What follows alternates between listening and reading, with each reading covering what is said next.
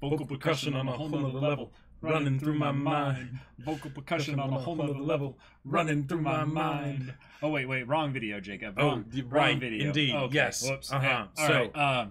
Yep.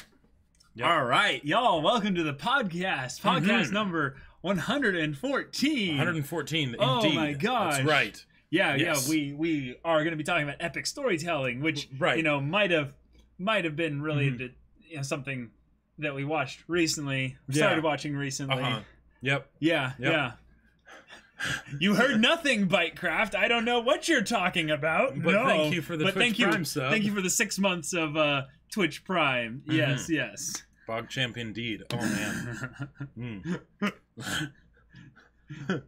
Oh, cool. We got an emote because of Bytecraft subscribing to us. So there's a bunch of cool gifts that are coming out right now because of Twitch doing some kind of special event right now. So if you want to have Bezos send us some of his money, because you could always use to do that. Use your Twitch Prime on us and get a fancy magnet next to your name. That's right. Yeah. Let's shout out everyone. a lot of the new follows we got recently. We have I Truly Hate Jeff Bezos as a follow. We have Mellophile Son, Aruka1182, Out of the Box Lawyer, Amy Gonurula, Harry the Duck, Trader Tot, and Jimmy Sherwood and Centipede Senpai Jimmy. Wood. Hey, Welcome. Jimmy, how's it going, man? But yes, welcome to the stream. Okay. Yes, Jacob is in a new chair with. Thank you, Black Friday and America's tradition of consumerism. Of consumerism right after thinking about what they're thankful for. Right. So yeah, but. Lumbar support. Yeah, no, that is something that's important because if you have an aspiring dream to be a writer, that means you're going to be writing hundreds of thousands of words over the course of many years. So you need that lower back support. That's right. And your chair might not be able to do this, but at the very least you need that lower back support. So make sure to with a new get chair that with all in that there. Battle Lines money. It's a worthy investment. Yeah, there you go. Like we spend so much time just sitting down, because of just work, right? It sounds so weird to say that, but I spend so much time sitting that I was going to die if I didn't, actually. There's all this anime that we have to watch, all that stuff. Mesker1, thank you so much for the Twitch Prime for 14 months. This is a real epic gamer moment. Epic Gamer Streeter title. Wait. Chad the Mad. Jacob's back is thrown out from carrying this channel. It hurts. It hurts. But it's okay. But Caleb, you It's got to okay. get one of these. This feels so comfortable. I don't have a semblance of ego. It's all good. It's great. It's absolutely wonderful. I do think a gamer chair would be in store at some point, but I'm a frisbee player, so most of my time is on my ass. After trying to D some really good players at Ultimate Frisbee. I've literally been seeing a chiropractor because my body's out of line, probably because of a lot of sitting down, but in a weird way with a foot under me and all that stuff. So yeah, but this is just so helpful. Gotcha. Wait, Amiji, what are you talking about? I carry the Discord. Well, no. Not the places of the Discord that Amaju is talking about. There you go. That is true. Not the Dome Kano channel. Yeah, that is definitely true. Caleb carries himself by self-hugging so much. Hey, take care of yourself. Yeah, that's right. Treat yourself. Yes, absolutely. So we're going to be talking about epic storytelling today, and no, we are not talking about how the kids say, that's so epic. Oh my god, this Let's thing go play is some Fortnite. Fortnite is so epic. That's what the kids are saying now, right? Right. No, we're not talking about that kind of epic. No. We're talking about the epic that brings actually almost a bit of a correlation to real world history kind of epic. We're talking about epic that, if anything, inspired from the word epoch, E-P-O-C-H, that moment in time where an era was formed there. Yes, we are going to be. We're going to make our epic gamer move and have. Well, Fortnite is at least from Epic, so That is true. Good point. I didn't think about that. Yes. Before we get into that, though, we got to give a shout out to one of our VIP patrons, Tim Kane. Yes. Thank you so much for the support. The recent edition was awesome, and we appreciate having you here. And you should have joined the Discord. Yeah. Yes, on the Discord. Yeah. VIP calls, movie watches, all that stuff. Yeah, you get to join our fun little community and have your special little hub where we talk about all the really cool stuff. Jacob needs additional back support to stop him from falling out of his chair reading Attack on Titan and Dome Kano.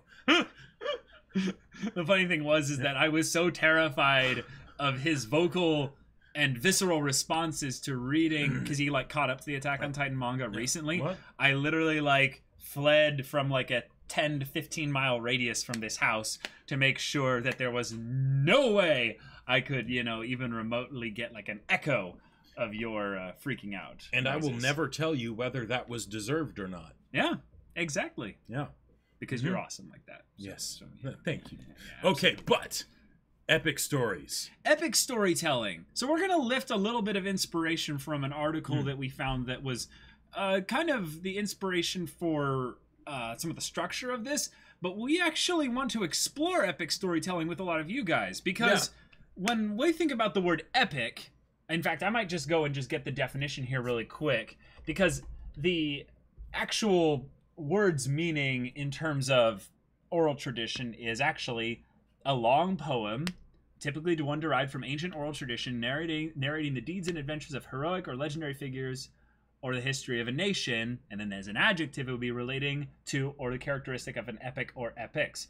Right. Meaning that this is deserving of having an epic. Yeah. It is not an adjective in this kind of context here. We are using it as an adjective because we are going to combine it with storytelling being the subject matter here, but epic meaning actually the parameters and in some ways not the genre necessarily, because the genre I would say is even higher than this. This is more specific when it comes to certain aspects of telling the flavor, the spice of the story. So when you think of epic storytelling, y'all, what are some of the things that come to mind? Like, we have a couple things that we've got here, but I kind of want to see if you have some other things that we don't have on our list, and then we can kind of discuss those rather quickly. Good, Munchkin. Good one. Silmarillion. Yep. That's the first thing that comes to mind from epic. Beowulf and King Arthur. Yeah. Yes, Beowulf is in some ways the first Western epic that we have in terms of history. Yeah. Legend of the Galactic Heroes. Sure. Jad the Mad. I classify whether or not something is epic based on whether or not the book is thick enough to be used as armor. Wow. You're really setting your lines in the sand for this battle, aren't you? Yeah. Something big. Okay, yeah, for sure. Children of Hurin. I'd say epic is when you don't create a story, but a whole world. Yes, the world is insanely important in epic storytelling. 177013. Oh god. Jeez. But yeah, like that whole idea, like Lord of the Rings is a classic example of something where the world building is really used to make it epic, right? To the point that it could be about whatever in the case of Lord of the Rings, right? Because there's the actual Lord of the Rings, right? Take the ring to Mount Doom, all that stuff. But then in the case of Silmarillion, it's just a bunch of stories set in this world, and they're all pretty epic. Some more than others, but... Right. Yeah. So the definition is too loose. Yes, so we're going to get into it and limit a little bit of our definition as to what we would say is a little bit of defining what makes for epic storytelling. Because an epic specifically is, I would say, more or less a specific type of story. But we watch epic storytelling that goes into the, like, kind of the JoJo's level of craziness. Sure. Where the actual epic part of it is actually the scale of the characters' connections to each other. Yeah, well and said. the fact that it goes into this whole world that is going to continually advance over the course of time. Well said, Jad the Mad. Scope. That is one of the biggest things for an epic, is that like the idea that this is like if an epic is a poem, right, of some grand legendary adventure figure, whatever, it should feel like something that is for the ages, Right. Yeah. Where it doesn't need to, you don't need to tell the story in order for it to be remembered. The story itself existing by its own very nature will basically be told without, any of our help necessarily. There are a lot of big anime specifically that we have been watching or have finished watching or what have you that I would say very much fall in line with this epic form of storytelling. Sure. And usually they all have this one thing in common. Their world is incredibly immersive and has this aspect of scale that is really good. So that is the last thing actually on our list. Scale is kind of the obvious one, I would say. It's the one where you go, oh, epic, I think big. You know, so scale, things that are big. Lord of the Rings, we're going through the One Piece manga, just seeing the boxes of One Piece manga showing up and going, this is happening. It's huge. It's ridiculous. Right. But then you have all the stuff that I would say... Star Wars, Yes, exactly. Star Wars, Lord of the Rings. Hold on, people are saying it froze. Okay, that's a Twitch thing. It should be fine. Our bitrate, everything's going through just fine there. So it should come back in a little bit there. But yes, there's a lot of stories that I would say are in the fantasy specific genre where you have all these fantastical worlds and everything is a lot more, I would say it's a lot less personal on the characters right here. But I would say one of the most important things for epic storytelling with the actual delivery of the story is the feeling you get that the characters are basically surrounded by in their environment. And a lot of the big scale epic stories still get this. But I would say that stories that have a little bit more of a personal note within that, where you get really attached to these characters going through what I would say, then the first thing on our list here is this sense of the world is in danger. The whole thing with all the scale and stuff, things are bad. Right. Things are really bad. In fact, it's like doom. Like we are in trouble. Like whatever the stakes are, it should be something that feels big enough and almost like so big that way, because when I think about an epic, the whole point of it is to transport you somewhere, even more so than stories normally do. Right. And for it to feel expansive, right? Whether you're talking about the world or something else. And to take that into the conflict, right? The stakes at hand, that's why we have so many stories where it's, you know, and it almost becomes a cliche at this point of the infinite darkness, you know, I'm going to open the dark dimension and Dormammu will consume you all and... Oh no. But how does that tie back to the main characters at all? How does that actually make our characters feel like ones that are incredibly important there? And how do you make it so that with the audience, it really does feel like it's the biggest possible stakes? Because the thing is if you repeat it, then it's not new anymore, right? So like Star Wars, for instance, Death Star, right? Can destroy a planet, right? That blew people's minds when it first came out, right? Force Awakens does it again, not impressive anymore. Right. Even in Knights of the Old Republic, they basically did the same thing where there's an evil space station that's going to take over the galaxy. We need to stop it. Except instead of destroying a planet, it just like 3D prints en masse ships, you know, right? Which is about as equally scary. But it's done differently enough and granted there weren't other things that had done it over and over again like in Star Wars since then, so they were able to get away with it. Probably wouldn't work nowadays. That made that still fresh, right?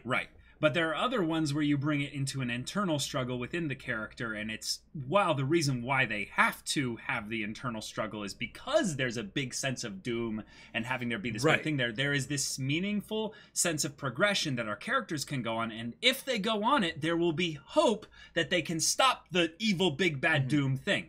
If that progression is not clearly laid out for our characters to give them that feeling of, but there is this 1 in a million chance that if we shoot a proton torpedo down the trench into the hole of the Death Star, we can make our way through this. I would say one of my favorite examples of this is being represented on my t-shirt right now. Avatar: The Last Airbender is a great example of epic storytelling for kids, meaning that kids can understand the epicness of the story without necessarily needing to be, you know, someone that knows about all the, you know, Taoist, you know, Buddhism, really cool symbolism stuff going on in the background. There is hope in Avatar: The Last Airbender that if you master all 4 elements and defeat the Fire Lord before the comet arrives, yes, they had that added bit of doom into it as a time limit, that you can somehow win the day. Now, we have literally a character in Avatar The Last Airbender, Katara, who is literally just hope, hope, hope, hope, hope. And they almost are so self-aware of their own meme that they made for this character that they make fun of it in the recap episode at the very end of the show. Yeah. But it is actually very crucially important, in our opinion, that you have the measure of this dark, foreboding sense of everything is hopeless, with this little bit of hope in the middle of this. And these are where the personal moments come into the story, where in some ways you need these more than you need the feeling of the sense of doom. Like, because Lord of the Rings does this rather well as well. Yeah. And well said, Humphrey Bogart. The stakes, in order to be truly effective, need to be large, but also need to go through the prism of personal character conflicts and motivations and struggle. Yes, exactly. And in a lot of ways, the hope is like the equivalent of showing, in my mind, like someone gets scared. Yeah. Right? Because people don't usually talk about hope. Yeah. Right? In their everyday life. But they do that when things are bad. When the situation is dire and that's all they have. And they cling to that belief that maybe we can be okay. Maybe we can pull through this. Everything will be all right because it's not looking real good right now. Right? That's why those overly emotional speeches about hope exist, from Katara and Avatar The Last Airbender. That's why in Lord of the Rings, so often, right, Aragorn will be like, yes, there is always hope, I love that like scene in the Two Towers. I absolutely love that scene. So like that is how I don't think it's in hope. the books, actually. I don't think so either. No. And that I would say that is a great example of how you can do that hope focus right. And what that does is, because in order to properly bring up hope, it is in response to something that is huge. And when you have some crazy conflict, right, that is too big, you need to also have despair. And then the hope fights the despair. In Attack on Titan, they do this almost too much with having the characters constantly be freaking out, right? Right. And it's memed up and it's a joke for a lot of people now, but even as like hyperly done it was, it helped give this sense of doom, that this is bad. So then when Aaron is thinking about what's outside the walls, is there an ocean out there? I'd love to see that ocean, right? That gives that sense of hope, that spark that makes us be invested too, right? Because we can sympathize with these people that are freaking out because, okay, this is pretty crazy. If they weren't freaking out, that would seem kind of strange, because I guess this isn't a big deal, even though it's like from a plotline world sense told to us that it's a big deal,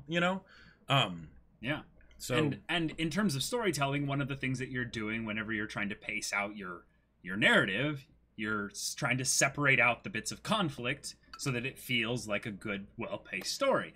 And one of the things that naturally happens when you have despair, doom, all this like horrible stuff going in the background is you build tension.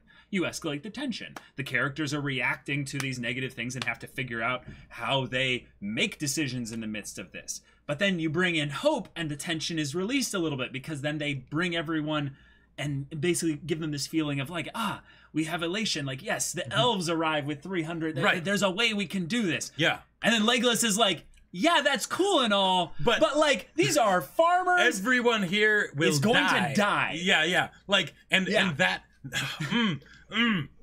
like, and you think like, like maybe, like it's gonna be okay, but no, everyone's dead. Everyone's gonna die. But yet, then Aragorn, turns around, and he's like, yeah, okay, cool.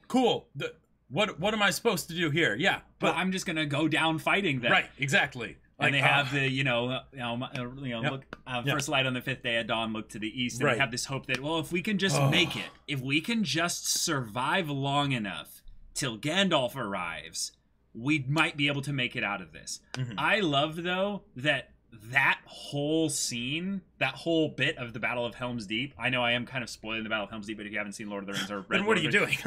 Yeah. And it's not exactly like unclear that that's what's going to end up happening, right? Yeah. But there are so many times in stories where you'll have this building sense of doom, everything is going to go bad, but because we know that these are, epic stories, then in some ways our heroes have to push through and get through everything okay, Sorry, I'm you with your Silmarillion memes that just get me all the time. Yes, the elves are here. Oh no, the elves are here. Yeah. So when Gandalf arrives, it is the kind of the simplest form of how to do a, I would say, not a Deus Ex Machina, but because it was set up from the beginning. Yeah, but what has that flavor of Deus Ex Machina of what's going to save everything at the last second. A point where something shifts and suddenly the conflict is no longer a conflict, right? It is absolutely one. The day is one, right? Yeah. But because it's such a triumphant feeling of this moment being more about the, I would say the gloriousness of it, the brilliance of this, you see that hope is not just a thing that people imagine or have to conjure up. It has real power. It actually allows people to be able to weather the storms and struggles so that they can get to the point when the magic of fantastic, what I would call more fantastical storytelling stuff comes into play. Because epic storytelling doesn't have to be magic or science fiction or what have you. Good question from Revolutionary of the Six Paths. Does the main character have to go through the hero's journey in order for a story to be an epic? We have some differing opinions on this, in chat. People being like, I disagree, I agree, all that stuff. Yeah. So I would say that no story needs to follow a specific formula in order to be a grand story. But I would say specifically with characters that they themselves are going to go on an epic story, maybe for that character, the hero's journey might see, because here's the problem. The hero's journey has a lot of elements, and people will often, and I mean extremely often, pick and choose specific elements of the hero's journey and put it into their story because it's so all-encompassing for the protagonist's kind of typical journey. So no, it doesn't have to be the complete hero's journey. But the thing is, it will probably have elements of the hero's journey. But the whole idea of the doom and the hope is touching on what makes the hero's journey, in my mind, timeless. Because it's because the reason the hero's journey, it's entering into chaos. Right. It's not about the mentor and the and the evil and descending and to the belly of the beast. And right. Yeah. It's about what it represents. It's the idea that from the depths of darkness, when things can be worse, as bad as they can get. Yeah, exactly. No tea. Or when things are at their worst, that they can be turned around. Right. And the struggle to do that, because that almost never happens, but it can happen. And if it does, that's an amazing thing, right? Yeah. So the whole idea of the hero's journey is, when you're in those situations, in fact, seek out those situations, because that's where you grow. That's where the best stuff is. And the main character in an epic there doesn't necessarily have to be even a main character, but there can be many main characters, and maybe some of them are going on the hero's journey, maybe none of them are, maybe all of them are, who knows, right? And what form it takes, etc., because the hero's journey is just a pathway, a set of instructions of how to maybe encapsulate that concept, for one character. And usually I would say in an epic story, you're going to have more than one character. So you're not necessarily going to be following more than one character, but you will have more than one character going on a progression of sorts. And in an epic, using the hero's journey, that's a very symbiotic relationship potentially, right? It runs right along in parallel, but they don't have to be one or the other. So that's actually a great thing to bring up here in terms of what leads into the next point here. Humphrey Bogart. Now I'm thinking about this, what would you guys say is the smallest scale but effective epic story in recent memory? I was going to bring this up because I think this is one of the greatest stories I've experienced in recent memory in terms of quality. And this second point here is where we take the doom and hope kind of dual relationship there and instead go towards inspiration versus fear. The idea that when you're dealing with a character's kind of determination to kind of go through and break the odds and overcome the odds and basically overcome all the environmental things that are set before them, we as readers are like, yes, you go. It's basically the fundamental aspect of what makes I would say shonen and anime so enthralling. We cheer on for even the most simple moment where a character pushes through with their resolve and breaks through their barriers to do the impossible thing, and it's just Oh, it's so yeah. Get your domestic girlfriend shenanigans out of here. We're saying that. I want to say it. We're being serious right here. I think that Mesker, you brought up one that I was legitimately thinking of. Yes, absolutely. Promise Neverland is a good example of this. However, because we've actually finished Monster is the one I wanted to bring up here, and that is that fear is a enormous aspect of Monster as a show. The main antagonist's entire weapon that they wield is that of fear. They wield the very essence of the human conditions, like the human's desire to survive. We are ingrained deeply within us that we will live on and we do not want to die. The main antagonist in Monster, deftly, with charisma, in almost the most sickeningly attractive way, wields fear like a weapon. Oh, yeah. And I would say that it helps make the main character, and also a lot of the side characters who are dealing with their own humanity and problems and stuff, a really inspirational story, because the epic of the story, the epic part of it, is the journey that our characters go on. Yeah, and more so than the world. So in that case, it is a very small scale. Even though there are some scale things in there as well. You know, it's a 75 episode show or whatever. Well, I meant also that the continent of Europe, Eastern Europe, and that whole area is rather well explored via the nature of the story, and the time scale is rather big. But yeah, Monster is, I would say, one of the better examples of what you're talking about, Humphrey Bogart. Yeah, the ones that there were two that came to mind, both for different reasons, and because they're very, very small, I feel like they don't. Well, actually, okay, there were three, and because of how small they are, I'm not sure if they fully fit into the whole idea of an epic because of them being small, right? And that is one of the things that generally goes hand in hand with being an epic pretty strongly. Yeah. One is A Place Further Than the Universe. Sure. Because that is definitely classical hero's journey for sure, right? And they're going on this journey and all that stuff. There isn't that sense of doom, but there's definitely the sense of hope and inspiration and all that stuff, and scale also, right? You know, they're tiny little people going on a big journey, right? To just add a quick addendum in there, I think you could posit that there is this sense of doom and fear because they have a limited amount of time to do their dream. Yes. So that's where the doom comes in. The doom comes in from Shirase needing her closure, right? And then from our main character, Kimari? Kimari, feeling the need to do this now. Right, feeling the need to do this now. And that's and it's something that is a real doom, but it's such a small doom that everyone feels at some point that it made it unbelievably relatable. And that's one of the things that can actually become a problem sometimes with doom, is because, you know, and I mentioned it before, but how do you make it feel fresh? Right? Or even relevant to the characters. Or even relevant, because you don't want to just have a Dormammu in the dark dimension, right? Like we can't relate to that. Right, we can't relate to that. No. But the crushing realization that I'm getting older, my youth's passing me by, I haven't done anything with my life, I want to do something with my life, but will I? I'm just a nobody. Right, like that. Who can't relate to that? Like that just hit you all probably in chat with a too real for me IRL kind of thing. Yeah. The other one that I feel like really touches on the doom aspect is Madoka Magica, which is older, but it's also very short. And the doom aspect in Madoka Magica is so huge, right? And when you think about the idea of hope, one, that's literally like a mechanic by which they can hopefully get through this. Hopefully, right? Oh my gosh. But then there's also all the scenes with the parents where they're basically helping to remind Madoka of who she is and what she's going to do about this serious situation that she's in when they don't even know what situation, the situation that she's in, right?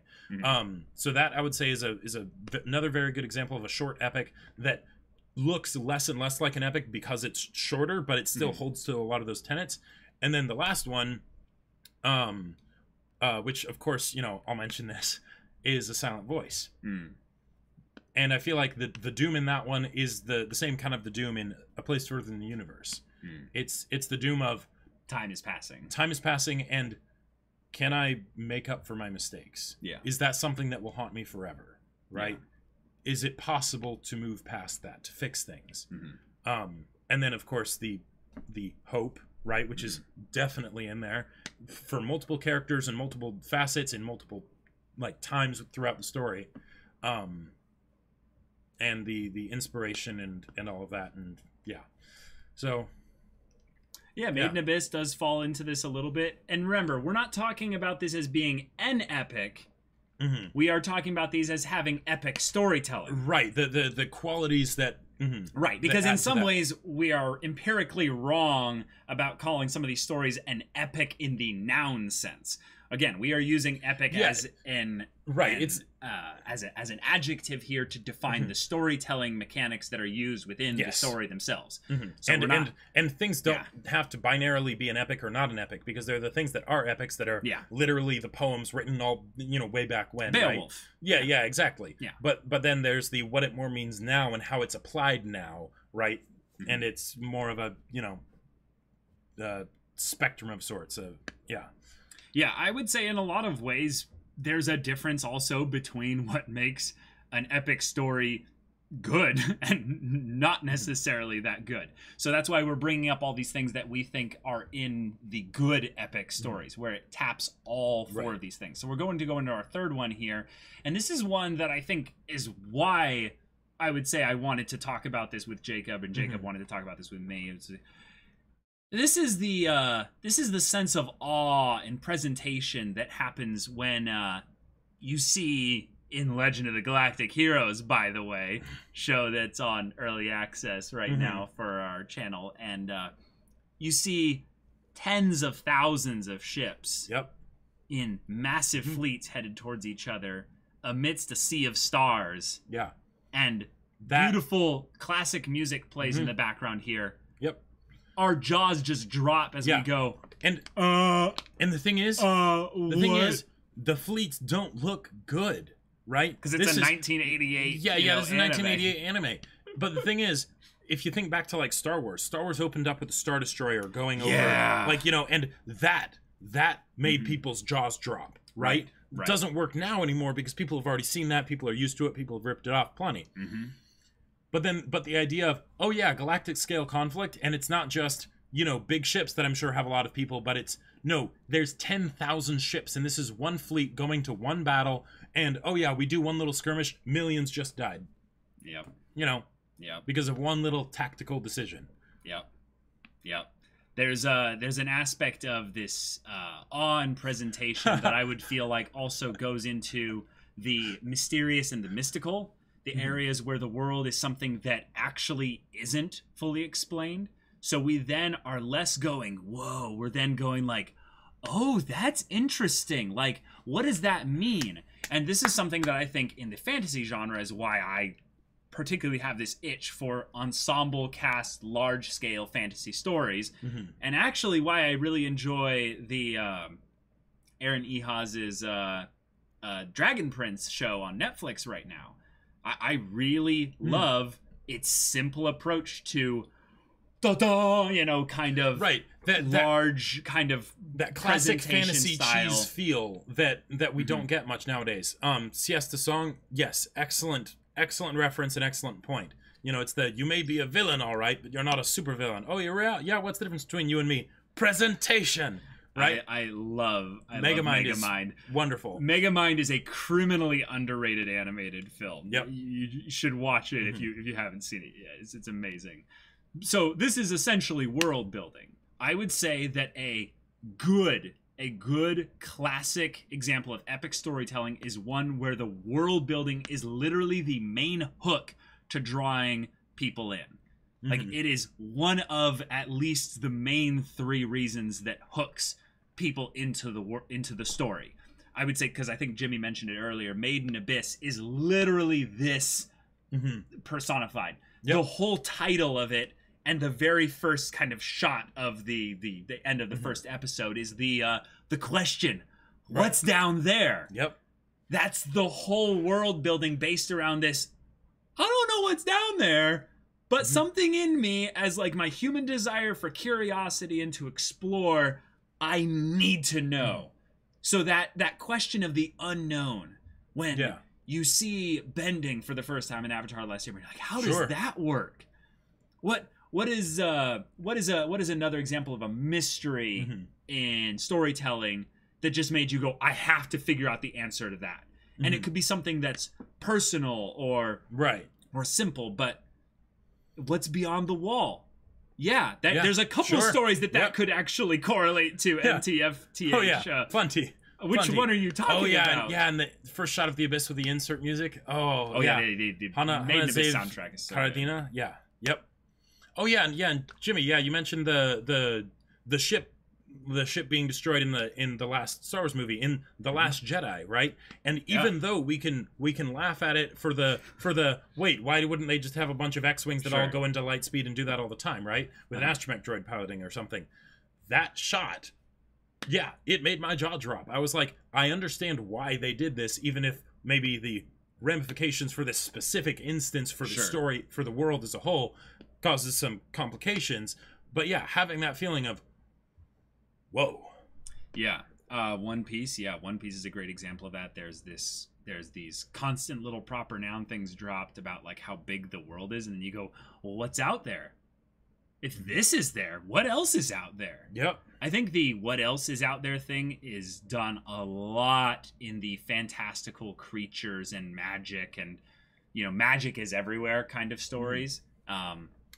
Those are really exciting. What I would say is that for a story to be epic, you need to play the effort at its core very straight. Many things that make a story non-epic are modern ideas about subverting tropes and expectations. Sure. Yeah, I definitely see what you mean about that, because there's this idea that in a lot of ways the most epic formula for something has kind of already been figured out. Oh yeah. Right? Yeah. And that when you do that, you're building upon all the stuff that you've previously used to do the thing that you know is going to happen, that you know has to happen at some point, but you don't necessarily know exactly how it's going to happen, right? Yeah. And then when you see it unfold and you have that cathartic experience of all the build up finally getting payoff, oh, it's absolutely unmatched. Right.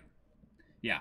And while I would say no one wants to see Middle-earth 2.0 every time, one, because no, you can't make Middle-earth 2.0. Right. It's not actually Middle-earth 2.0. It's a two-dimensional Middle-earth 2.0. You're not going to spend 50 years on your world building. Right. I'm sorry. Or 40-something years. You're not going to be Tolkien. Lord of the Rings didn't become as popular as it is now until after Tolkien died and spending his entire life fleshing out this world. So while you're going to have your elements that are fresh and what have you, I would say one of the things that's exciting about world building is not that you're getting to explore something that's completely new from a structural, tropes-based standpoint. It's that it's the one that your characters that you're following here are going to experience. And the characters are at the very least going to be somewhat different. So the reactions to them, the things that they're going to be interested in them, the things that you find to be actually interesting about world building are going to be different, because let's just be real, stories are not that all encompassing. There's going to be things about world building that you'll be like, well, I don't want to focus on that. But I do like focusing on this aspect of world building. Yeah. And people will get drawn into that. Well said, Mesker. Basically, D&D equals epic. Yep. So one of the other things that we were going to bring up is this little internet phenomenon called Critical Role. I don't know if you've heard about it. You might have heard of it. It's not that big. I mean, you actually might not have heard of it. But, that is but true. if you haven't, check this out, because it's basically a bunch of voice actors that did a lot of the work on like the dubs for anime that you know and love and whatnot. Monster. Yeah. Monster is basically just a bunch of the Critical Role cast. Except Laura, basically. No, I think she has like one role. Yeah. She's like a super side character. Yeah. But the thing is, take all these actors that are fantastic at doing their drama thing, have them play D&D, and have the full 4-hour, sometimes 5+ hour sessions that are there for you to experience. Now, if you were to take out all the D&D stuff, like the dice rolling and all that stuff, it would actually consolidate down pretty nicely into something a lot more manageable. But it's that idea of Laura's Dieter. That's right. Yep. Yes. But you take that idea of essentially the long ongoing, series, whether books, TV shows. TV shows, it can happen a lot. And the amount of time we've been able to have happen in the story because of the fact that it's D&D and it's improv and things like that, for the amount of time in like real world time that's been going on, like it's only been around for a few years, and yet it's gotten so huge, like it's still going. oh boy, Yeah. oh boy. Like, yeah, the DM had to go out there and make a world and campaign guide for his own plane of existence that he's creating there, so that people that wanted to follow along and do all the lore stuff, they could. So he wrote that as well in addition. So it's pretty legit. Thanks, Jimmy. Yeah. I'd also like to take a moment to say that Jacob is a wonderful DM and kicked ass recently. Thank you. Yeah. So this aspect of the world itself being a big deal is good, but it also is important how it is presented. And this is why I think in a lot of ways Jacob and I are drawn to anime. Anime is this imagination unhindered medium of presentation for whatever kind of story you want to do, in that there are no boundaries really on what you can do to deliver and present your story in anime. Yeah. There's really, I don't think, anything that you can't do. It is a visual medium that has no like restrictive things of it must be a certain way, other than that it's animated, it's drawn, or it's drawn through computer generated stuff. Or let's take one in anime that's a meme. Fate. Yeah. Okay. Yeah. So sure. Fate is a whole bag of cats, right? But if you think about what Fate is and where it started, right? It started as a visual novel. Mm-hmm. There you go. Yeah. Now, with all the stuff that's been added to that, probably the biggest thing saying it's not an epic is the fact that everything is so disjointed, right?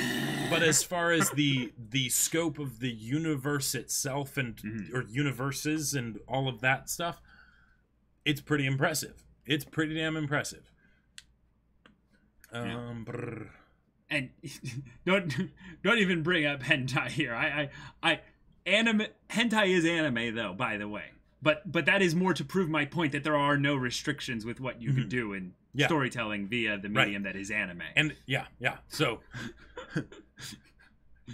the final point we wanted to bring in here is kind of what we talked about a little bit at the beginning, and that is scale. Yep. So, like, what are those moments for you where you're experiencing something that was a good story to you, you were engrossed in it, but then they dropped you with like the Inception kind of of just epic scale? I want to hear stories, like little short condensed stories in the chat here. What are those moments for you? We'll talk about some of ours while you guys type those up. I will tell you, the reason why I in particular wanted to have this podcast was because of that shot in the beginning of Legend of the Galactic Heroes in the movie My Conquest is the Sea of Stars, where it shows all these little dots, and you're like, oh like, god, those are cool stars. But you're like, those are too uniform. I'm pretty sure those are ships. Right. And then they zoom in. And we see just a few ships. They don't need to show all the ships, but we see a couple of them start to go past, and we're like, yep, they're... oh shit, right? That's like, and just like just drops. And that instilled a feeling in me that one, maybe instantly fall in love with the series, right? And I'm so excited. I'm so excited for what we're gonna get with that. Same. But like that's a kind of feeling that I can't remember the last time I had that. And when it happens, it's so powerful because in my mind, it's basically taking you directly back to how you were when you were a kid, and the world was literally just a world full of possibilities. And it wasn't just I'm make-believing that I'm Superman or whatever. It's where, because your imagination is so strong, no, now it's not an idea. You are Superman. And everything, the world is at your feet, right? And that kind of shot can instill that feeling where I'm so in the story now, just by that simple thing, that whatever this wants to do, whatever journey I'm going to be taken on, I am absolutely 110% on board. Yeah. So there's some good ones thrown out in here. Let me see. Superhero Society from Local to Global Scale Conflicts. Knowing JoJo has 8 parts. Hitchhiker's Guide to the Galaxy did that well. Yes, it did. A pure scale thing, the Avengers Endgame assemble scene and what comes after. Yeah, that was, Yeah, definitely. I would say one of my favorites is one that literally was one of the first examples of the good CGI for massive army scale stuff, and that's the Charge of the Rohirrim. Yes. Can we talk about how anime has still yet to crest in anything, in my opinion, in terms of scale and glorious brilliance? The Charge of the Rohirrim from the Return of the King. Oh man! And I know that there are things out there that probably have a more personal, individual, kind of thing where it feels more impactful. But I would say there are probably only a few that people can bring up, and it is probably a definite with regards to scale, mind you, that like the Charge of the Rohirrim is one of them. And it literally starts with a doom speech. Yes. And not even a hope speech. It's just doom. Yeah. Let's go, right? Yep. And then they go. And the armies of Mordor are so unbelievably expansive. It's like, there's no way. And then they go in, and no, there's so many of them, they're just trampling right through them. And then the Mumakil come up. Once more, they turn around. Let's go. But this time, it's not going to go too well. Anime is amazing at the one-on-one animation, but the large-scale shots just end up reused assets. Yes, and this is my point, is that Return of the King, the stuff that they used, I forgot the technology that they used, but they basically went really in-depth into it because the moments where they went close, they were actual set pieces with around, 100 to 200 horsemen or horsewomen or what have you. They're all close and stuff, and they were very unique setups. Great mentioning those, Jimmy. Yeah, okay, because Narnia is not like some super epic, big scale thing. No. I know what you mean. But yes. Sorry, keep going. Okay. I was meaning that it doesn't come close in my mind to the Rohirrim. Oh, no, definitely not. But the idea of we're going to see all these fantastical creatures, drop battle lines and then charge at each other. For sure. Yeah.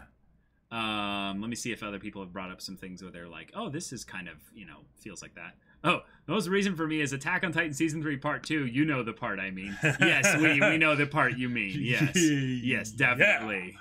My soldiers rage! Yes, that was so good. That was basically another equivalent of charging the Rohirrim, like death. Oh, Berserk's Eclipse. Berserk's Eclipse. Yeah, you're right. Berserk's Eclipse is something, I would say, because it's not triumphant, it gives a different feeling. Well, it nails doom. It nails the scale, though, of the world that they are setting up. And maybe that's one of the other things that Berserk, now that I think about it, it did really well. Because there was all the stuff that was Griffith's tale very much felt like an epic. This is the rise of a legendary hero, right? And then we have Zod, who is literally the doomsayer, right? Who's coming around saying, this will all crumble. When this man's ambition fails him, you will meet your doom, right? Yeah. And then it happens, and it does not disappoint. Yeah. Hunter x Hunter has the biggest sudden scale expansion moment in recent memory. Oh, is that the whole bit at the very end of the show when you realize that the world itself is actually way bigger? When it's Jing and Gon at the end looking up at the top of the tree. Oh, yeah. That's a great moment. Yeah, that was crazy. Yeah, that was a very cool scale moment for sure. Let's see. Let's see if there are any others here. Yep, people talking about the Attack on Titan charge on Zeke. Yeah, get it pretty close to the Rohirrim. The only anime I can think of with lots of things happening on screen in a battle that doesn't look like utter trash is Princess Mononoke.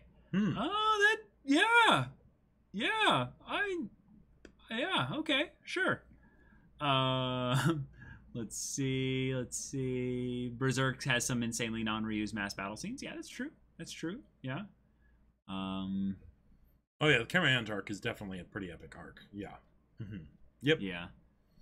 Tengen Toppa Gurren Lagann's final stuff. Yeah. I mean that.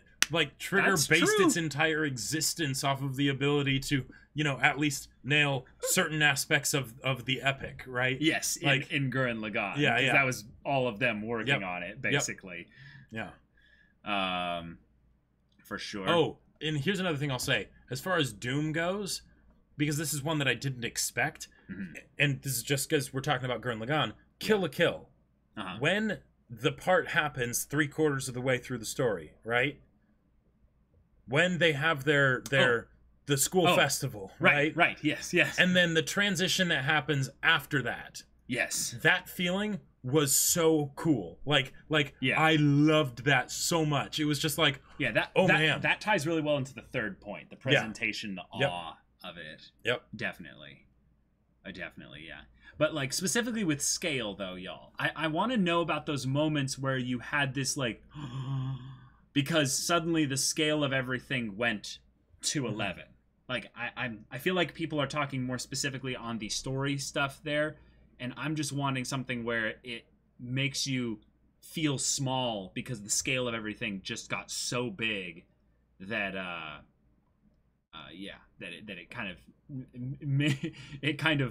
it made you lose yourself in that moment there. Oh, Samurai Jack.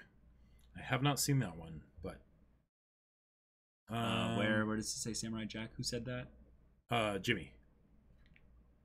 Oh, okay. When a story starts with fighting a small street gang and ends with fighting God across dimensions, then you've reached a true epic status. Wait, what is that? Isn't that Gurren Lagann? Is that Gurren Lagann? Small street gang? Yeah. Kinda? Sure. Yeah. Yeah, I guess that's kind of a I mean, maybe the small street gang at the beginning would be more Kill la Kill with Ryuko's introduction. The fields of people being batteries in the Matrix. Yeah. Oh, yeah. That's a good one. Yep. Who said that one? That one was good. Humphrey Bogart. Yeah, definitely agree. Yep, that one was fantastic. Yeah. I give her an honorable mention.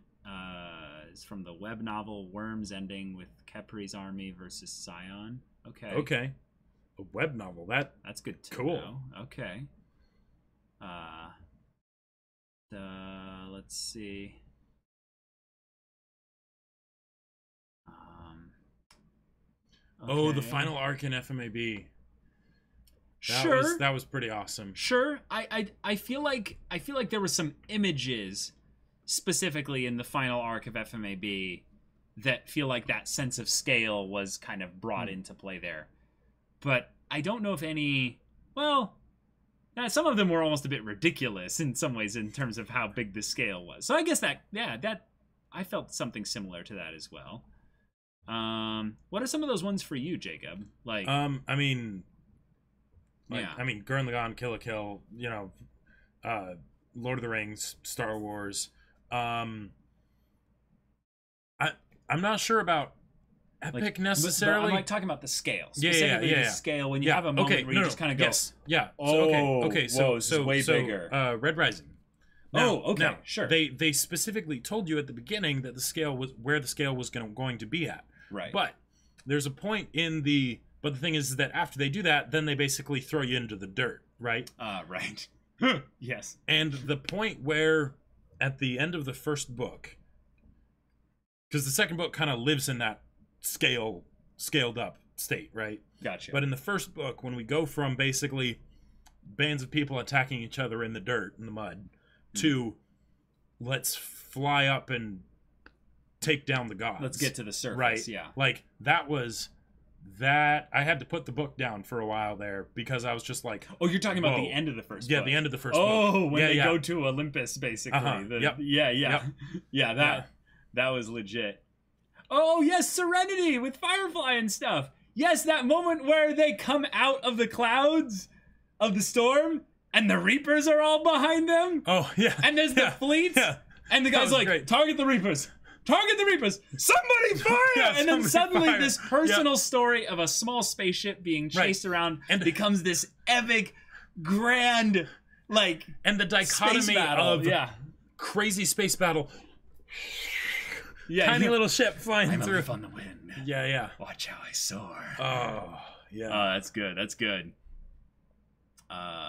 Yeah, that's definitely that was a big kind of zoom out scale moment. Oh yeah, for sure. Devilman Crybaby had that too with the ending. Yes, like like going from how should I put this, personal suffering, toasting marshmallows to God damn it. Keep going. to I hate you. You know, almost Gurren Lagann style final battle and the aftermath of that. Yes. Mm-hmm. Wow. Yeah. Whew.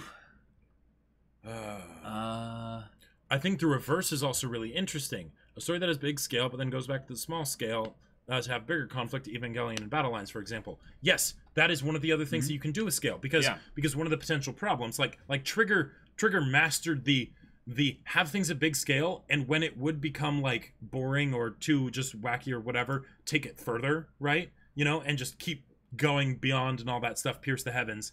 But one of the other things that can be so awesome is when you go from insane scale back down to something so small. Yeah. Something so small. Like things like when you know, like what was it? So in Berserk, when you have what's his face? You know, Storm God guy that does his transformation and becomes the super Colossus thing, right? That was amazing scale. But I'm pretty sure even in that moment they did things where they then zoomed where it was just zoomed to something really, really small. And those kinds of things just I love those. I love those so much. Ameju, yes, Ganishka in the Berserk manga. Yeah, Ganishka. Yep, that's what I was talking about. Yeah. Yep. Yeah. Less a moment in any particular story, Jad the Mad, but more of a meta moment of reading any Brandon Sanderson series and then going, wait a minute, what's the Cosmere? Wait. Oh. Okay. I don't know what he's talking about. I'm not sure either, but that sounds like Sanderson is creating some book multiverse or something, which, I mean, of course he would do something like that, but yeah. This is something that was actually put into this article we've been drawing a bunch of stuff from, is that keeping things too small risks boredom, while going over the top can result in ridiculousness. While scale contributes to the allure of a fantasy or fictional universe or what have you, it isn't always the case that bigger is better. The first drops of rain heralding the end of a long drought can be just as moving to farmers as an angel descending before their very eyes. In fact, they might find the rain to be even more emotionally powerful. Likewise, the death of a quiet, respected elder can send tremors through a tribal community that rival those of an earthquake. Yeah. This is just a cool article we found on this area of epic storytelling, and I would say that one of the things that's rather cool about this idea of epic storytelling is that because we put in these limitations, like these are the specific things that we're talking about here, but a lot of what used to be, in my opinion, epic storytelling for me was just high moments in a story. Where I got the feeling of being so immersed in the story, holding the hope and despair in tandem, the fear and inspiration, all of that meshed together, that feeling of almost like it's a high, quite so, and then getting bombastically blasted with this presentation of this great scale moment. I would say that almost every shonen taps into this in a small way when the main character makes this dynamic push through to do the thing, basically. In My Hero Academia recently, in the earlier parts of season 3, we had a microcosm of the entire show in the part where he's trying to save Koda. And Koda is a kid that needs to see heroes in a better light. He needs to have his perspective on heroes changed in a lot of ways. In order to do that, he needs to be saved by a real hero. He needs to experience what that means. And My Hero Academia is just a show about what does it mean to be a hero. That is the only really overarching large theme in the whole story that is consistently and really well executed on. In My Hero Academia Season 3, Episode 4, we get an example of that taps into it with the epic storytelling stuff of the hopeless fight that Deku is facing, the incredible hope that he's holding on to in the midst of it, the inspiration that he gives to Kota in the moment, the fear that he's going to die if this doesn't work out, or that he won't be able to use his arms again at the very least if this keeps going, which he almost does basically lose most of the reasons for using his arms because of this fight, to where he ends up developing his leg style specifically because of that encounter. And then we get the presentation of the animation and the glorious music and all this stuff with the use of scale for the fight itself. I think that's one of the best examples of it in a simple shonen that just does the execution on it really, really well. So, yeah, it can happen, I would say, in the middle of a story that has nothing to do with epic storytelling. I would say. I think one of the main problems of bad epics is when the author doesn't conclude but has to up the scales. Once that cycle is repeated once or twice, it doesn't make it more epic, but only bland. DBZ syndrome. Yeah. The idea. Yeah. Right. What next color of hair are the Saiyans gonna get? Yeah. Who cares? And that's I think why going back down to a small scale, even if it's only for a little bit, is so important. Like I'll bring this up, and you'll probably cringe a little bit, Caleb. But back to Bleach. First 60 episodes of Bleach, I still think hold up as being pretty dang fantastic, albeit dated, right? But like that part that part where Ichigo is facing Byakuya on Sugyoku Hill, right? And he does his Bankai for the first time and all that stuff. That was so awesome and so built up to, and all that stuff. It was amazing, right? Yeah. And there was all the stuff that happened after that was really bad. But even with those points, what I would remember back on as being my favorite was not that part. It was the parts in the early bits in the beginning where it was that small scale. And in a lot of ways, Bleach could have been saved if it went back to those small scale moments regularly. It didn't, and it suffered because of it, right? And then even the stuff that was supposed to be more and more epic fell flat as well. Yeah. It's good stuff. Let's scroll back up a bit. I missed a bunch of comments from here as well. The Cosmere is the interconnected multiverse of all of his fantasy series. Elantris, Mistborn, Stormlight Archives, Warbreaker are all connected. Wow. Okay. You can't just say that. I mean, of course Brandon Sanderson would do that. Of course he wants to do that, but can he actually do it? I don't know. He's doing it. I mean, if he is, I have to see it in the stories. I haven't I haven't read all of his stories or even most of his stories yet, so I have to check that out for sure. Avatar: The Last Airbender, I think is what you're talking about here. Going from a kid and friends. Oh yeah.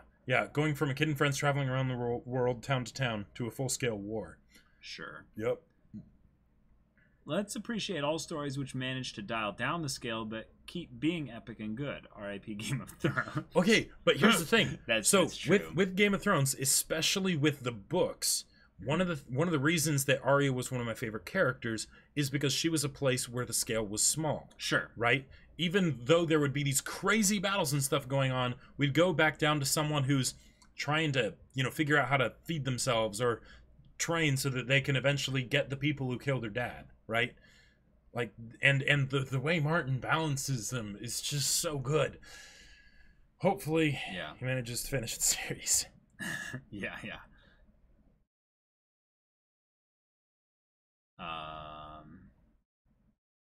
Let's see what we go through here.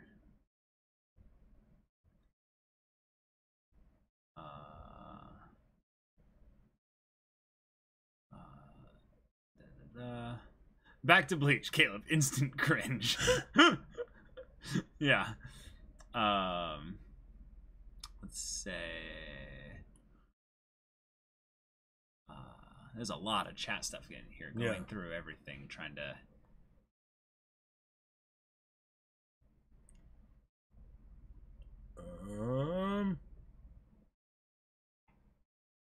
Arya's one character of the show made me really hate for how much the writers seem to miss the point.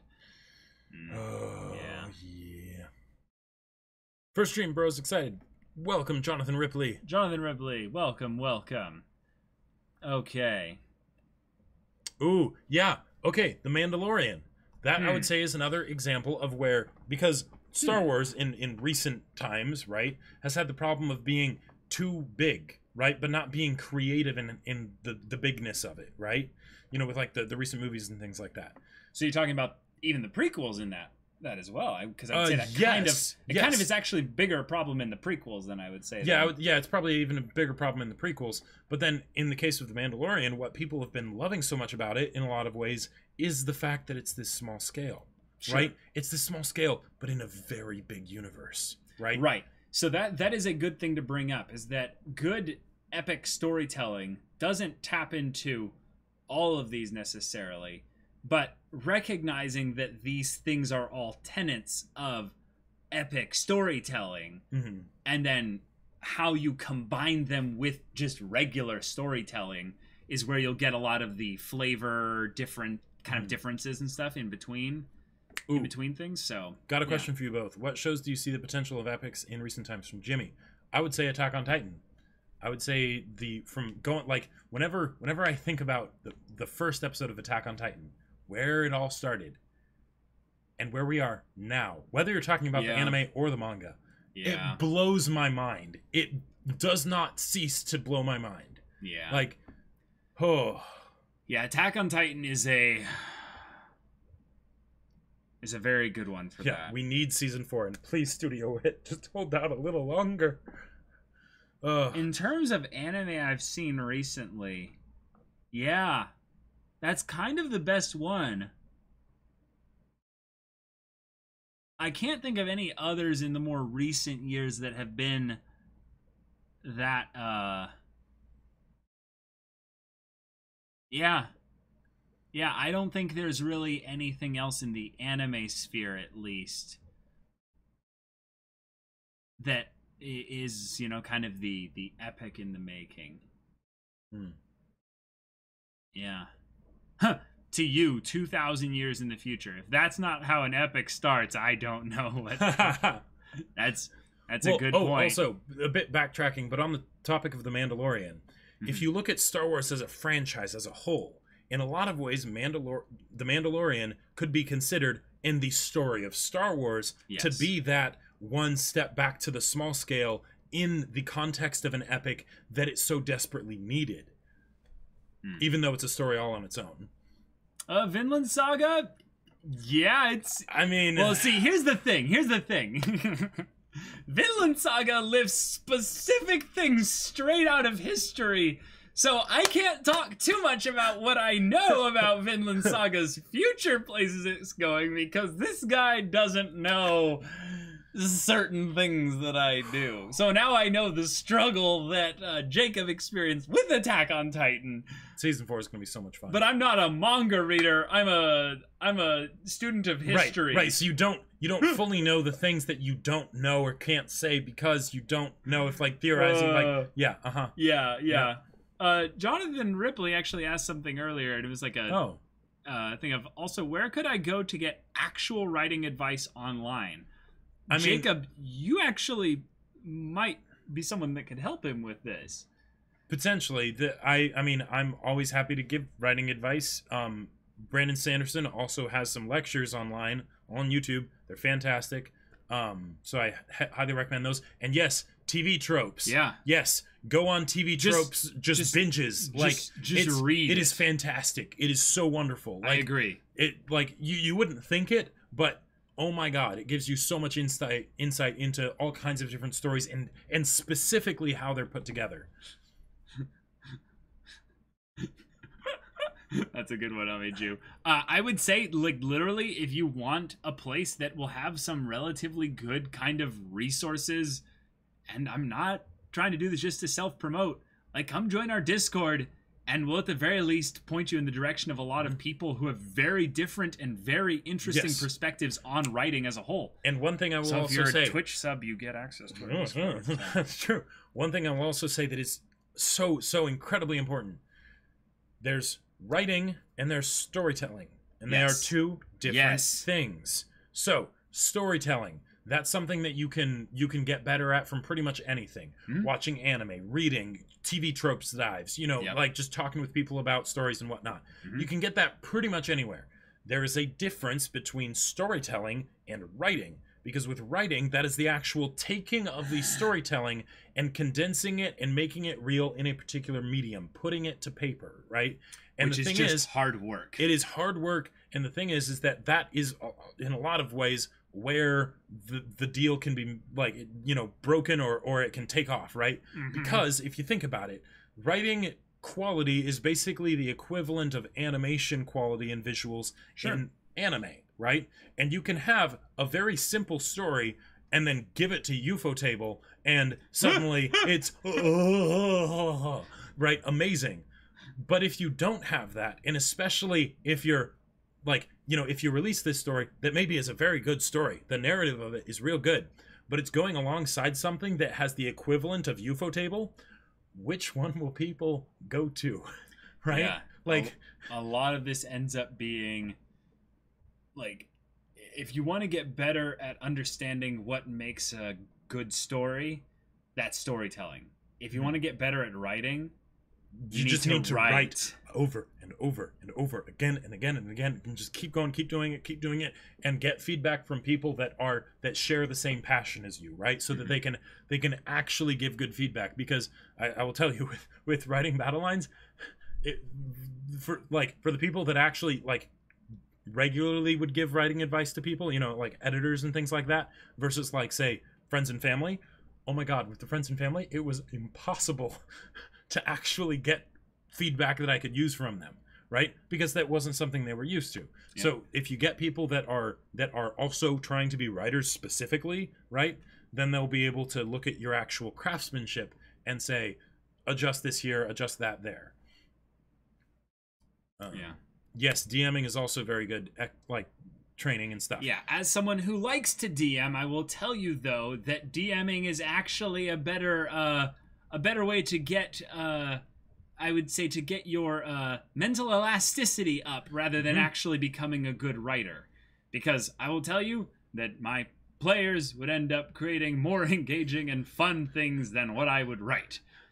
So yeah, it was more like a thing of the it's improv, right, more than anything else. But what that can help with is keeping you on your toes, so that way you can come up with things quickly. Yeah. Right? Because with writing and practicing and all that stuff, a lot of the times it comes down to like speed and whatnot.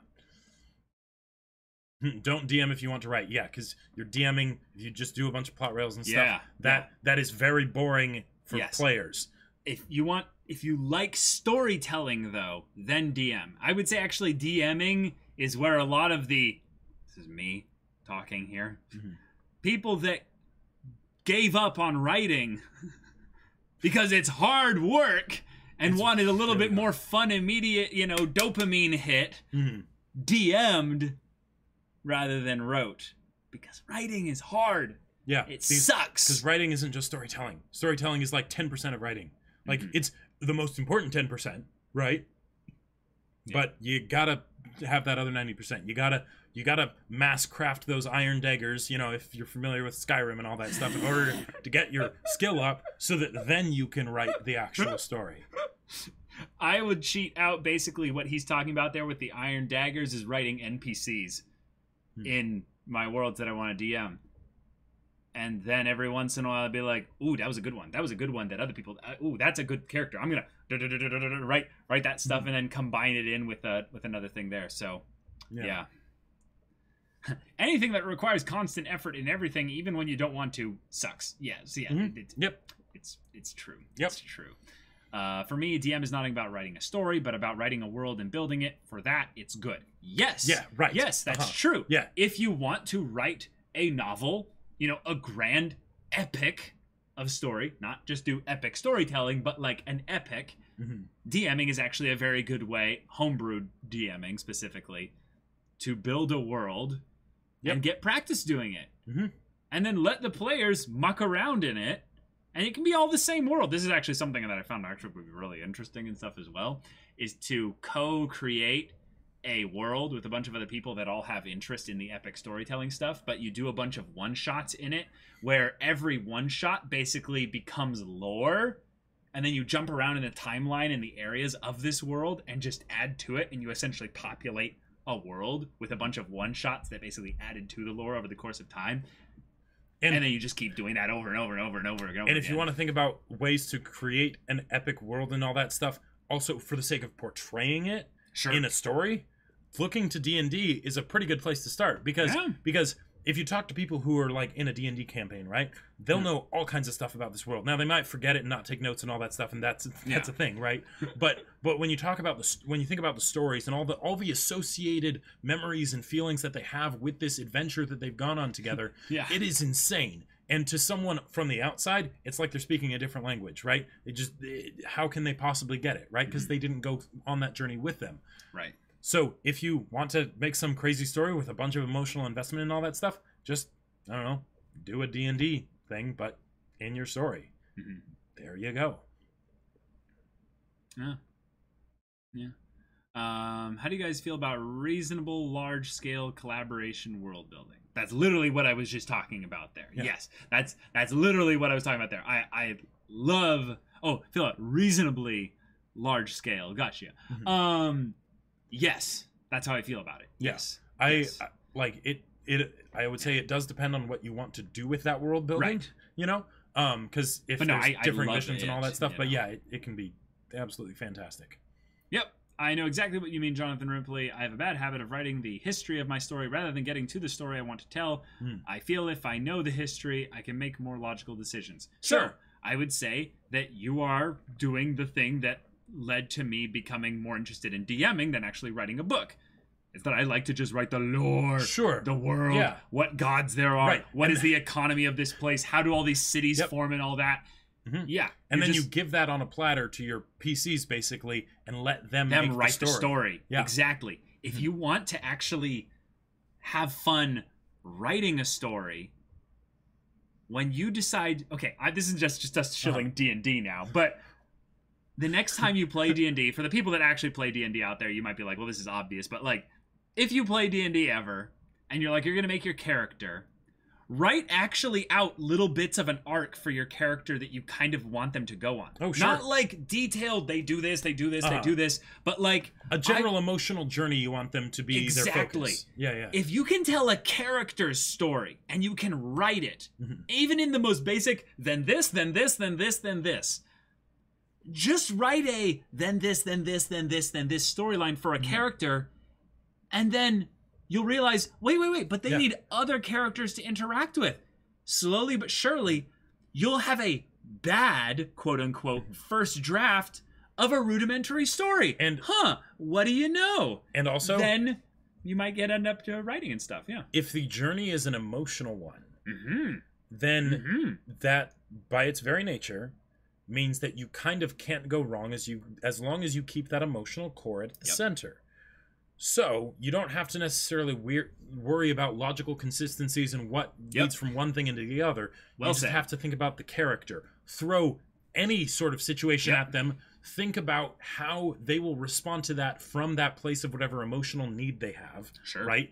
And then, given that you want them to be going on this emotional journey, give them some opportunities in there to develop in that way emotionally. Or just to showcase that emotional part of themselves. Right. I will tell you, like, there are a lot of emergent things that will come out of your story once you start writing it. Things that you didn't actually realize you were capable of writing until you started writing them. So, you don't have to have the whole structure thing figured out, actually, until you just do it. I would say, in general, the times where I actually wanted to DM the most was once I realized that a specific aspect of the world that I was building had an entire set of books within it, basically, if I put the effort into it. Because I was like, I am not going to put the effort into it, but I'm going to set up basically a smorgasbord, a platter of food, a buffet of sorts for the players to come in and go, there you go, eat. Pick what you want. And then they come into it and go, ooh, this thing is here, this thing is here. And then they make their own story out of it because their characters are making their reactive or proactive choices or what have you.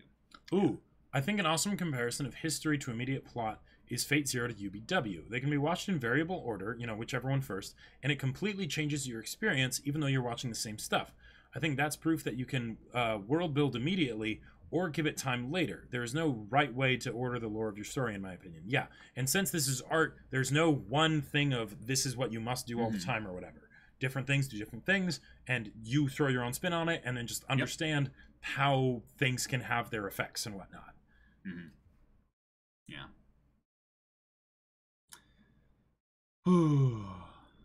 Yep.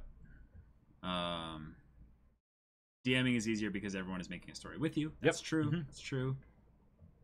Like strange Discord servers beyond a river.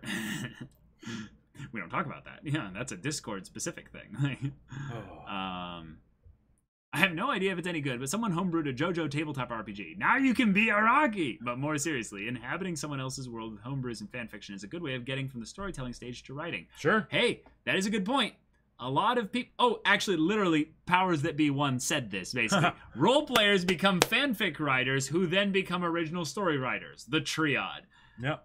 I mean... They're not wrong. Yeah. I would say in a lot of ways, the fanfic writing stuff is the motivation that makes people actually do the writing work. Right. And then it breaks through their illusion that they need specific kind of skills necessary in order to actually write the story. Yeah. Usually, you need skills in order to get a story, I would say, marketed and published and out there that people want to read.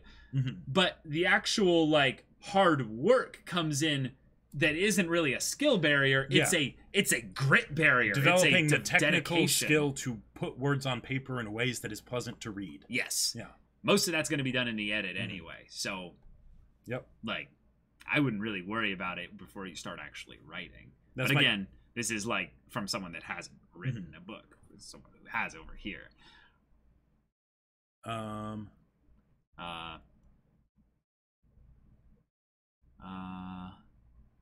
Let's see. Esperos Bros said, I'm a head out. Wait. Yes, knowing the rules so that you know how and when to break them. Yeah, that is very important. Yeah. Finding good fanfics is a godsend. Hard to do though. Yes, but it is there absolutely are a lot fantastic. of them. So in that respect, your odds of finding one are actually your odds of finding a good fanfic at some point is actually pretty high when you think about it. Depending on how much effort you put in. There was you're going to keep looking. Yeah. Stop. Right, you'll find them out there. Yeah. There was a Black Lagoon fanfic that I read that I enjoyed so much that my mind became blurred of what was canon and what wasn't, because the writer took elements that were left up, like, basically set up in the story but never like addressed, again, and just pulled them all up and continued them and all that stuff, and it was wonderful. Oh, you've read a lot of those, Amaju? Well, you might have read the exact one that I'm talking about. Yeah. The only good fanfics are smut fics. Well, hey, a lot of them start as that and then turn into something else. That, yes, it was Amaju. It was saucy. Yeah, Sailor Ghost is bringing up the exact point I was saying with fanfics is to be honest, good books are a rare thing too. Sure. The big advantage is that other people read most of them, so you don't have to, and you only see a pre-selection. Well, and that's one of the reasons probably why anime is such a big thing nowadays, is it's so much easier to see whether or not it's going to be something that's good and something that you'll like. Because with a book, one, it's a lot harder to like recommend a book and whatnot, but even more so, the time investment in order to determine whether or not you will like the book is so much more than for an anime, right? Like there are anime that all things said and done are 6 episodes or something, right? That's less time than it'll take you to find out if you even like most books. Oh, okay. Knob Zoom. Not a writer, but the thing I see probably being the hardest with these epic grand scale stories is starting up so many plot lines and tying them all together in a satisfying way. Like a serious amount of planning must go into that. And that's why I would say one of the things that you can do to avoid that is, instead of making it be a bunch of plot lines that are all going simultaneously, is you start out with one plot line and you just take it really far and in some crazy directions. Critical Role is a great example of this. There are definitely subplots within Critical Role, but because it's a D&D game, it just follows the PCs, right? But because you follow them for so long, you get to see them go in all these weird, crazy directions that ends up kind of getting brought back into the main storyline. So that way you don't need to worry about resolving all of them. You just need to worry about resolving the one that you're on. Yeah, Ahmed, you're not wrong. So if you write bad enough for long enough, you can be successful. Yeah, like here's the thing that I think is probably a cruel aspect of the writing world in general, is that if you define successful as being, making money, then yeah, it's not necessarily about how well you write. It's more about how much you write. Just saying, Story writing theory is so interesting. Like, imagine analyzing plot lines, divergence for different stories and stuff, like graphs. Sure, yeah.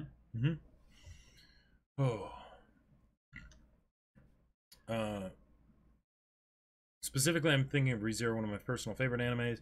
The world is pretty huge, but Subaru's struggle is quite personal.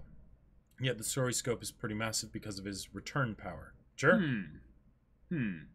I didn't like the ReZero whenever it got bigger in scale. Specifically the anime. Yeah. It did do that personal scale stuff very well, though. Yeah.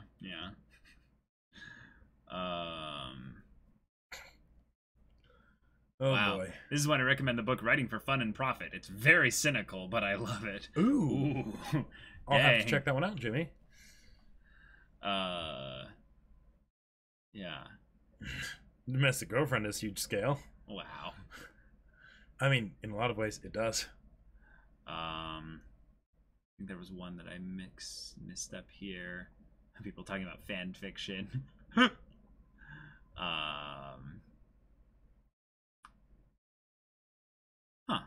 Okay, I don't see it anymore. Oh, Humphrey Brocard asking, here's a question. How do you guys think time muckery add or subtract from... How you think time muckery add or subtract from epic storytelling? Okay, so all right. What do you think? Okay. Time muckery. Okay. There are a lot of problems with time muckery. Yeah. Usually because any conflict can be either solved by time muckery or not, or time muckery does nothing. If it does solve it, it usually causes a whole bunch of other problems, so actually using it in a clean way that doesn't cause a whole ton of issues is very difficult. Usually, for those cases, I would say it works better with small-scale stories because you have less things that can cause trouble, right? Also, you're kind of rewriting things when you do time muckery. Yeah. So, you're essentially not wasting time, but you're spending time that you're going to then undo, right? Because time muckery. Yeah, exactly. It's irrelevant. It's literally... Yeah. But, so with an epic story, to keep it being an epic story and still having time muckery, like, taking the time muckery aside and having it be an epic story, right? That means with the time muckery in there, it would have to be so unbelievably huge. How would you even do it? Like, that would be my biggest issue in my mind. Like, just the thing that I would be worried about. Yeah, I'm not really sure in terms of what it could take away. In terms of what it adds, I would say, is that you get a unique perspective on the world that goes beyond the norm of what you've brought into storytelling. I don't think time travel or time muckery, as you put it, is a good lens by which to view the story primarily. It's a fun thing to tap into, but it's dangerous. Yeah. Paths. Okay, guys, don't go too spoilery here. Yeah. This is a non-anime specific podcast here. Yep. I think time stuff mostly works when you write your story around time muckery stuff as the element you create the story around and to entertain its consequences. Yeah. Sure. Yeah, okay. Like Steins Gate. Yeah. But then I would say most of those aren't going to delve into epic storytelling. Right, exactly. And like Caleb was mentioning that the problem that he had the most issue was when they went into the epic story stuff with ReZero. And I would say even if the epic story stuff was good, the thing is that the vast majority of time that's being spent in ReZero is with the intimate and the personal. Yep. So then it almost kind of feels out of place. And even if it's done really well, it feels like that's not really what the story's about. Yep. So if you don't you'd have to do it in a way so that it feels like it is supposed to be there, and that's real. I can't imagine. I have no idea how you do that. Yeah.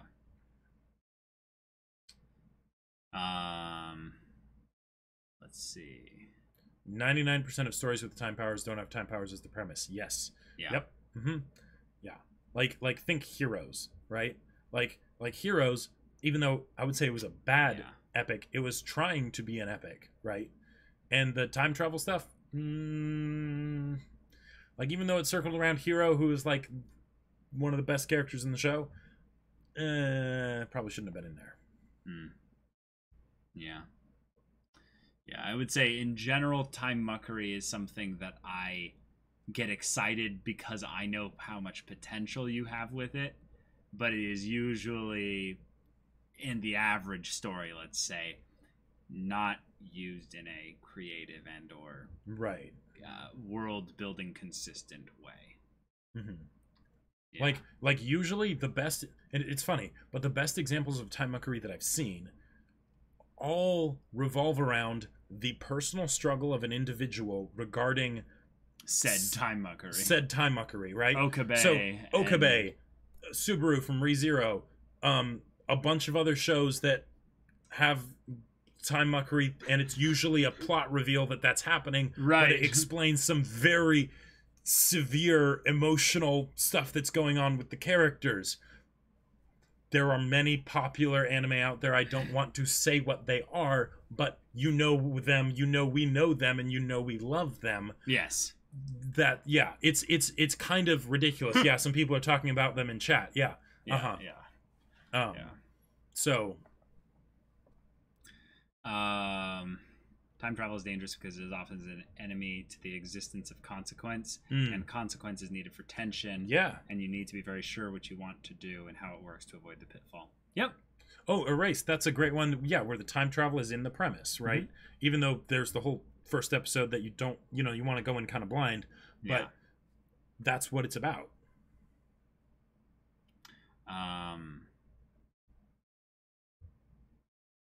And no, I have not caught up on Attack on Titan just yet. No more Attack on Titan talk. Jonathan Ripley asking us if we could explain what do you think the difference is between a successful attempt at making a story feel epic rather than overwriting to try and make it feel epic and big. I don't actually have as many examples of where a story failed in its attempts to make it feel overwritten big, because I am probably less of an exploratory consumer of stories, so I don't really end up consuming that many bad stories. Okay, here's something I'll say as a way to get really good bad examples of epics. Oh. Fan fiction, actually. Oh. Oftentimes there are plenty of fan fiction out there where they get so big because they're trying to do something different in the story, right? There was one I read for Avatar: The Last Airbender where it was like, what if Aang had actually died in the Air Nation stuff, and basically they wanted to have Azula as an OC avatar. See you, Jimmy. No, see you, Jimmy. But it got ridiculously convoluted and complicated because there's all this stuff that they're trying to figure out with the world and everything, but it wasn't engaging. It wasn't like, it was just, okay, a bunch of exposition-y stuff that has consequences apparently, but you didn't feel it. Family Guy, yeah, you're right. Aragon is actually a decent example of that. Aragon had multiple moments in the story where they flubbed the feeling of trying to make it feel epic and grand. Yeah. I would say actually some of the better moments in the story overall of the 4 books, because I did read all 4 of them. Me too. Yeah. Were actually some of the more quiet personal moments. Yep. And that's why we love Roarin'. There's multiple moments where in the later books specifically they went for some more grander scale stuff and it just felt kind of bloated and I will say, Jonathan, that doesn't mean you fail if you actively try to make it epic. Yeah. Because if you haven't seen it yet, Legend of the Galactic Heroes, we've only seen the first movie, right? But that alone was enough to set it up for this is going to be an epic story. And it's going to be an epic story that handles it very well. Yep, DBZ syndrome is definitely a thing. Yep. Mistaking scale for higher stakes. Yep. Yeah. Yep. Absolutely. Yeah, I reread Eldest just for Roran's story sometimes. Yep. Yeah. He's I think that's probably a good point to end. Probably. For now, y'all. But this was a good one. I like how we kind of went off topic too. We went kind of into more discussions surrounding things that make us kind of feel excited about epic storytelling, and areas where it's kind of fun to see how epic storytelling blends in. D&D being a great example of that. Yeah. So thanks for hanging out, everybody. Yes, this was a lot of fun. If you want to get into more discussion regarding this, make sure to check out our Discord via our Patreon or being a Twitch sub. It's open to discussing all kinds of story-based stuff in there. There's a lot of other cool storytellers in our Discord. Yes. Lots of people who are currently here who, you'd be able to talk to and stuff as well. And like Jacob and I are totally open. We're not like, closed off completely to where like, oh, you can't just message us with questions about your story and what have you. Yep. But yeah, get up in that Discord. Exactly. Yeah. That's right. So be sure to check that out. Sync up your Twitch or Patreon accounts with Discord in order to get automatically invited in. But we have other streams. We do indeed. We actually have some announcements for this week's stream specifically. So it's more just my stream. But yeah, we have Tuesday. Yep. We have the One Piece manga review read-alongs where we do it in bombastic crazy voices and it's ridiculous fun and awesome. Yeah, it's super fun. So be sure to check that out. All of our streams, by the way, are at 3 p.m. Pacific time. Yes, so that's Tuesday. So keep that in mind. And then Wednesday, Thursday, no stream. Thursday, Jacob, I'm doing Yakuza 0. Yakuza 0. Boom. And guys, I actually got to a little bit of the main plot this episode. I wasn't sidetracked too much by doing little race cars matches and whatnot. but so that's a thing. Very cool. And I am not going to be streaming Tales of Berseria on Friday. That will happen next Friday. So be sure to stick around for that. But yeah, no Caleb stream on Friday. Have some things that come up, so that's not going to be a thing on Friday. But I will be finishing Tales of Berseria as a game in the next week's Friday stream. So make sure to be there for that. Yeah, that's a big deal. We're facing the final boss and all that. So with what's happened so far, you would recommend this game, yes? Yeah, Tales of Berseria is a very quality JRPG. Very good stuff. Yeah. All right, so that's see pretty you much all in future streams. Leave a follow, stay up to date, all that jazz. But yeah, check out our YouTube channel, Semblance of Sanity. If you somehow came here but you don't know about our YouTube channel, it's cool. But yeah, we'll see you in the next one. But until then, we're Semblance of Sanity. I'm Caleb. I'm Jacob. And we'll see you all next time. And I will say, whether it's your personal taste for epic or not, the whole idea of the big scale, but then also going to the really personal scale, that was pretty much the main driving force behind Battle Lines, other than just wanting to write Mandalorian fan fiction with armor and all that stuff. So if that is something that is interesting to you, and for some reason you haven't heard of Battle Lines before, go check it out. It's on Amazon in both hardback and ebook. Link in the description of all our most recent videos. Go check it out. Yeah. Now, normally here, we would go and talk about maybe some spoilery stuff and whatnot. But, I don't know, like what would be a good thing to talk about, Caleb, since you've read the book? Yeah, specifically with what I've read about the book, the whole aspect of scale is something that slowly builds, but then there is this dream about something grand that the characters will be taken on. Yes. And they'll then get to see said scale. Yeah, and it specifically involves the character